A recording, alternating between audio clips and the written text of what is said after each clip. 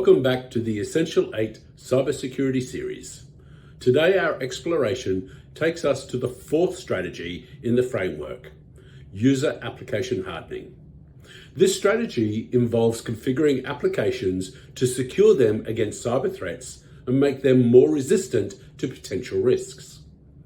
By limiting unnecessary functionality and minimizing user permissions, you reduce the attack surface, enhancing the resilience of your applications against cyber threats. Now let's dive into specific measures that you can take to enforce user application hardening. First, let's understand this. Evaluating the application permissions. Do this by reviewing and restricting unnecessary permissions for users, limiting access to critical functions or for authorized personnel only. Then next, disabling unnecessary features. This is where you identify and disable features or functionalities that aren't essential for your business operations, streamlining the application to reduce potential vulnerabilities. In line with these strategies, consider implementing the following measures as a starting point for robust user application hardening. First, Internet Explorer 11 should be disabled or removed.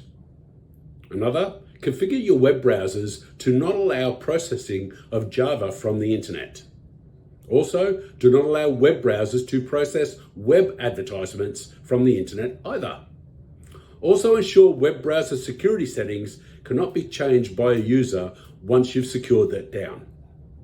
And lastly, disable all macros with notifications in your Microsoft Office programs, which you can learn about in our previous video.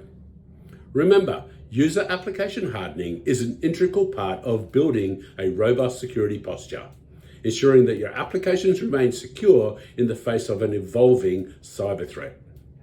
Less is often more when it comes to the application securities. If you have any questions about user application hardening or need assistance, feel free to contact us. We are now halfway through our Essential 8 series. Stay tuned for our next video as we continue our journey through the Essential 8 Cybersecurity Framework.